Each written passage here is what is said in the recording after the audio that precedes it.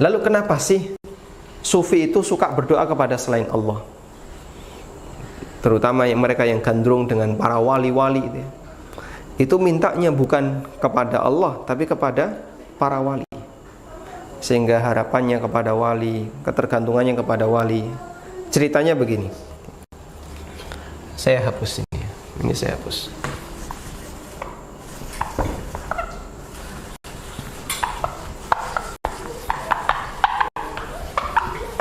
Baik, kita coba hapus dulu.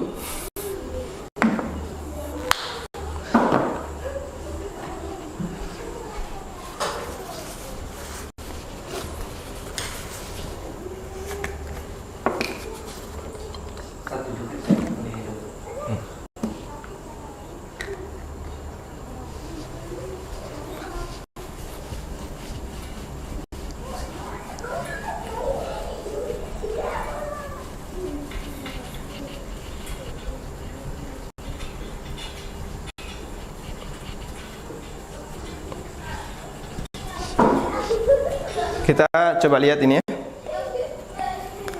Jalan ceritanya kayak gini. Allah Subhanahu wa ta'ala, zat yang maha tinggi, Allah ta'ala, Dia menurunkan wahyunya. Dia menurunkan wahyunya, dan ini umat manusia, ini hamba, para hamba. Baik, Allah menurunkan wahyu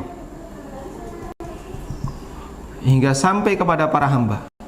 Melalui siapa? Melalui para rasul. Sehingga para rasul ini menjadi perantara antara Allah dengan para hamba dalam penyampaian wahyu. Karena nggak mungkin Allah bicara dengan seluruh hambanya, nggak mungkin.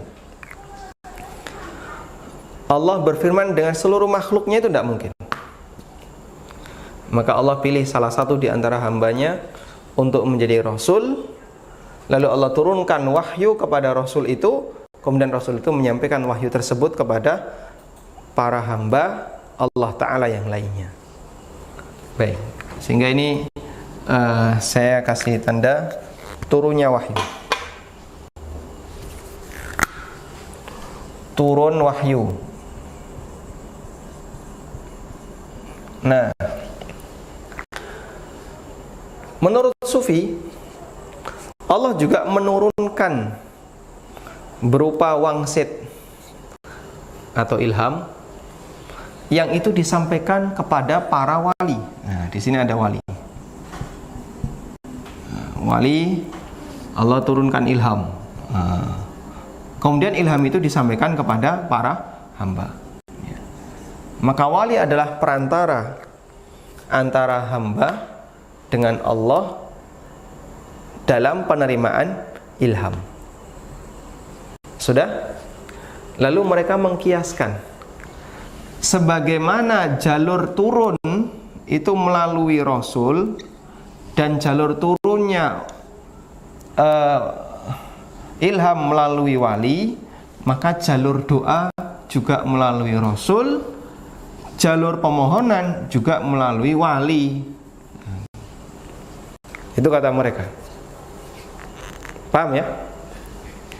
Sebagaimana kita meyakini bahasanya kita bisa memahami wahyu melalui rasul, berarti rasul adalah perantara antara Allah dengan kita dalam penyampaian wahyu. Dan kita juga bisa mengetahui adanya ilham melalui nasihat-nasihat disampaikan oleh para wali, sehingga kita tahu kebenaran melalui ilhamnya para wali yang itu datang dari Allah langsung. Maka ketika kita memohon kepada Allah harus melalui para rasul dan melalui para wali. Nah, ini disampaikan oleh salah satu orang sufi, ya, An-Nabhani, yang disebutkan dalam beberapa, atau yang disebutkan dalam kitabnya.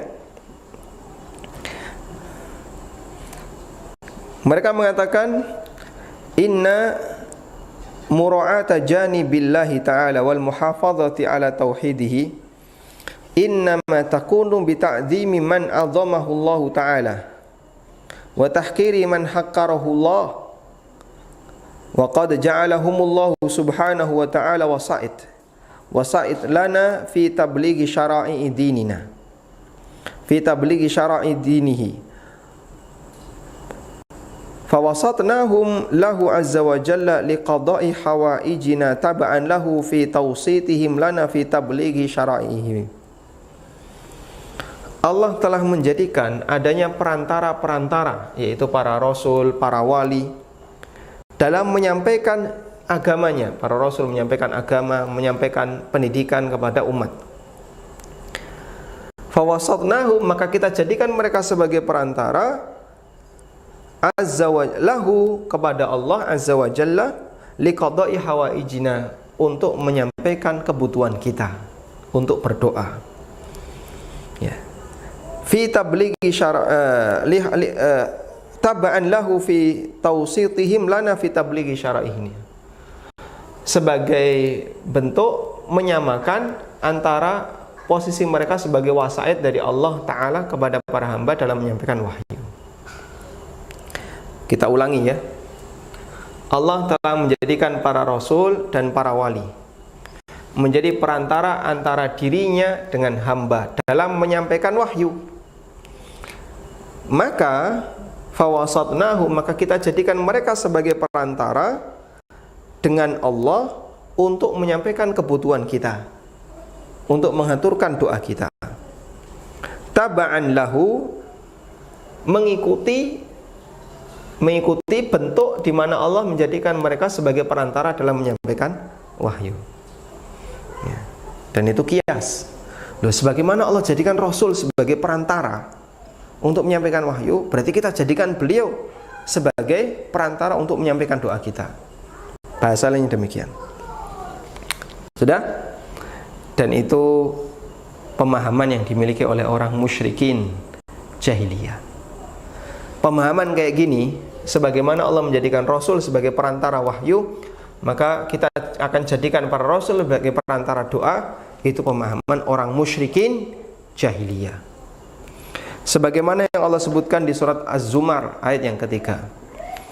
Ala lillahi dinul khalis walladzina ittakhadhu min dunihi awliya'a ma na'buduhum illa liyuqarribuna ilallahi zulfa.